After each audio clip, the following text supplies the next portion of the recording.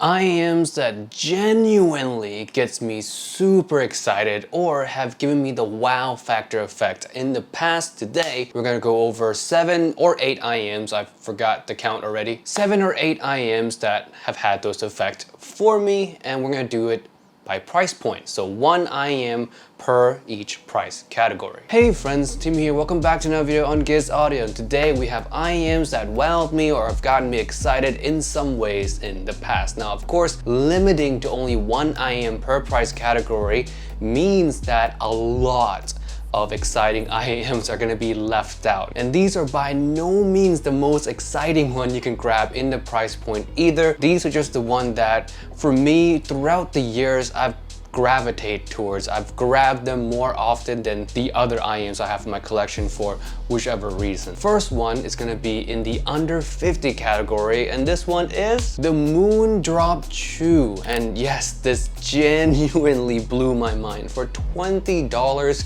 to get tuning like this is just incredible. I remember my first thoughts on these IEMs were I prefer these over the Moondrop Aria. Now, you guys might be thinking, Timmy, how can you say that? You recommend the Aria so much. And yes, I do, and I still recommend the Aria very highly. It's still better than the Chu in almost every regard except for tuning style. Details on the Aria is better, but tuning on the Chu for me is just cleaner, you know? You don't get the kind of a slightly bit warm mid-bass bump that the Aria has. Of course, the Aria with that is gonna come across more fun than the Chu, but the Chu for me is just cleaner. It's more hi-fi in tuning, if you will. So yeah, for $20, this is spectacular tuning, just super spectacular. The one issue that most people have, well, besides the non-detachable cable, is the treble area can be a little bit much for some, but for me, I never really found that to be an issue in any way. $20, man, you really can't get better than this. And honestly, under $50 in general, I don't think you can get better than this. Of course, I say this without having tried, you know, the new Zeros IEM.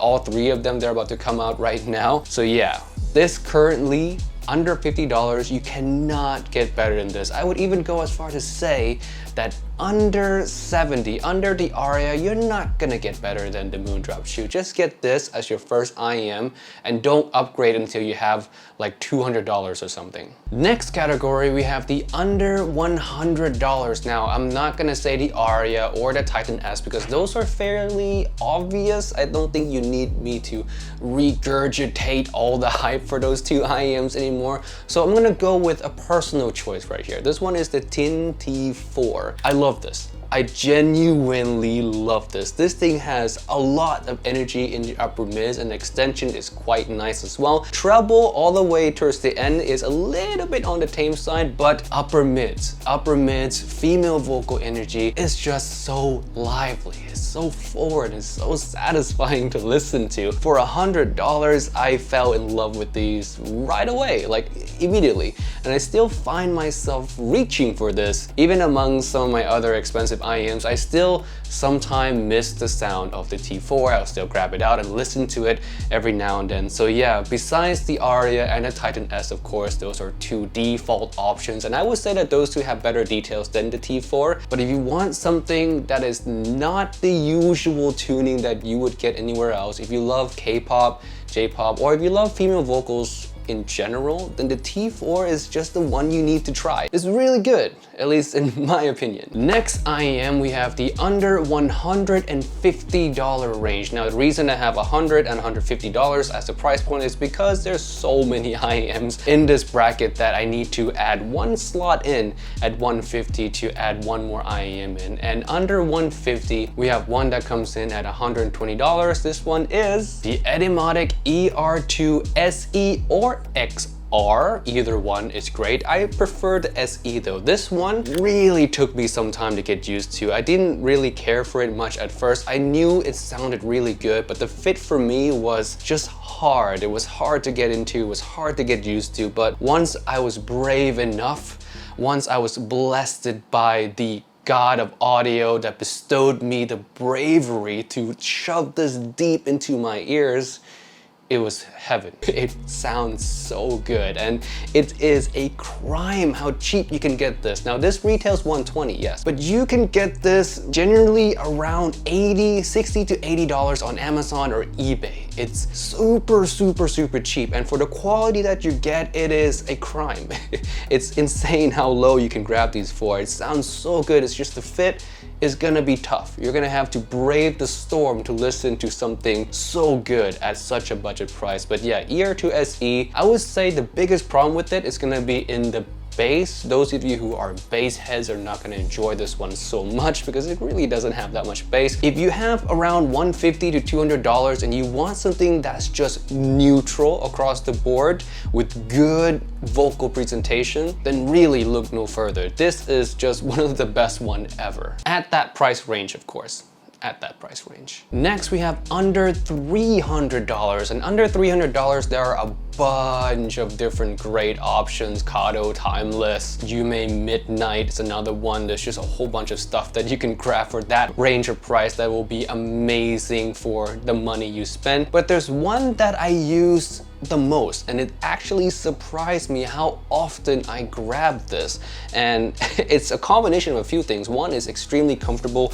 Two, I think it just looks really good, and three, it's unique enough in its tuning that it grabs my attention. It's not too unique that it jumps off a bridge and sound weird or anything like that. It's just unique enough to grab my attention, and this one is the S12. This thing is just really nicely done. V-shape, great sub-bass focus, good mid-bass thump as well, high energy in the upper mids, and a lot of treble. Now, this might be too much treble for some of you. Actually, it will be too much treble for some of you, but for me, it is so nice. It's sparkly, it keeps my attention going with the song. It's just a fun IEM that's done in its own way. Like, there's the Timeless, of course, that's tuned similar to this, but it is a little bit more tame in the treble than this. Not saying that Timeless is tame, the Timeless has a lot of treble, but this has more, but it's done still tastefully, and that's why I love this so much. And again, big surprise that I grab this as often as I do. I used it as a daily carry for a couple days straight, which is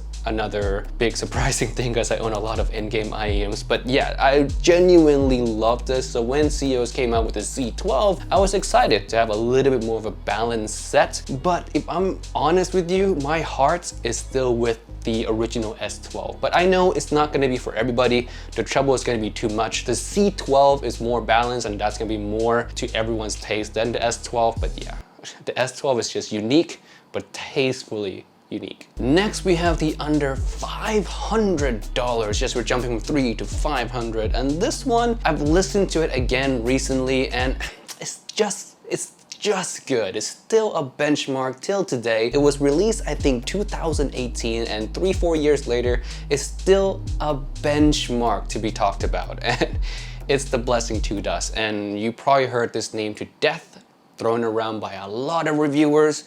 It's all true. It's great. It's a benchmark IEM. It competes really well, or it used to compete really well with the $1,000 IEMs. But now with all the new releases that came out, I would say this gets knocked down a little bit in terms of competitive pricing. I would still say that this competes really well in this $500, $600, $700 range though. So still no slouch at all, being that it's only $330. This is a neutral style tuning with a little bit of a bass boost. I would say the vocal energy is great. The treble extension is generally good. I feel like it can use a little bit more treble energy and a little bit more treble evenness as well. But all in all, flat mid-range, well-controlled bass, really dynamic thumpy bass as well. Just fun DNA that has good vocals to go along with it. So for $330 or for under $500 in general, you're really not gonna find better than the Dusk. Next IEM is under $1,000, and I don't have it with me because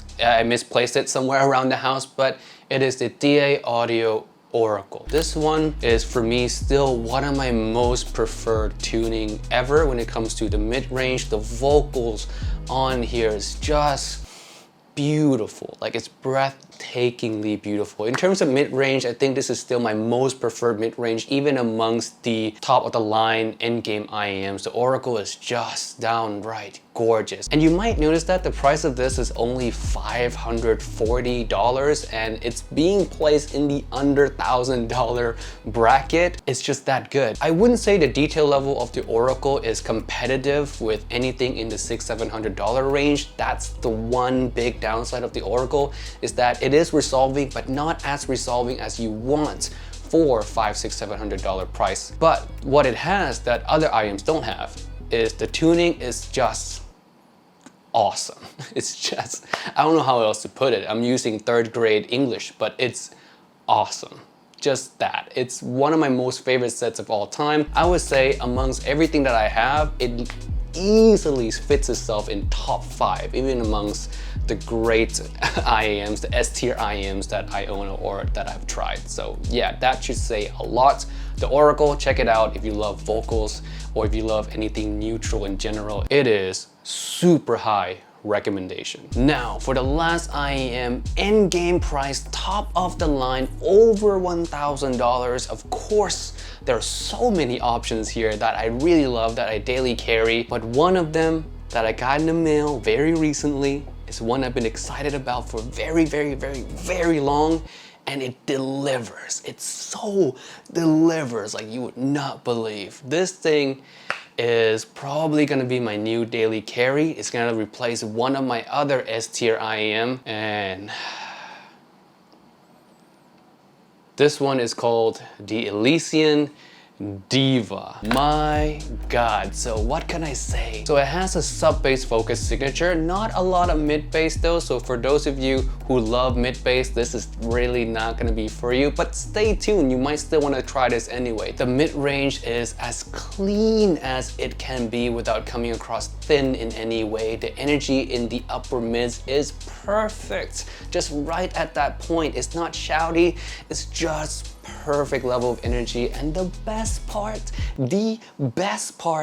is the treble area. The extension from the upper mids to the treble, it is the smoothest feeling treble, the most buttery treble you'll ever hear. Any female vocals that lives in the higher octave, when they sing, that extension is just natural. It's gorgeous, gorgeous. Female vocals, if you love that, this is the IEM to get. This is your end of the line IEM. If you listen to K-pop, J-pop, or any song, any genre that focuses on vocals, especially female, this is your end game. The Diva just recreates all that so addictingly good.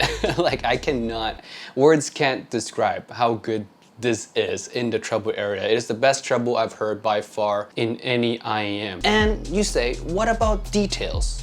Is the details on the Diva good? I would say it is endgame level detail. Still falls short of the VX though. The VX still is the detail king. And if you want to ask me if I prefer this over the VX, I would say no. I prefer it alongside the VX. The VX is still so unique for me, so detailed. The amount of nuances that the VX can pull out of every song is just still the most stunning I've ever heard. So I still love my VX a lot. It's still my #1, but this is also #1, just alongside the VX, co-#1. Try this one out. It's worth every penny. It's just try it. All right, that's it for this video today. Thank you so much for watching. Leave down in the comment section below some of your personal favorite IEMs that you ever tried in your life. Leave that down. I would love to know what your tastes are. And I'll see you guys in the next video. Peace out. Bye. 君が笑うだけで何でもできる気がする。一緒に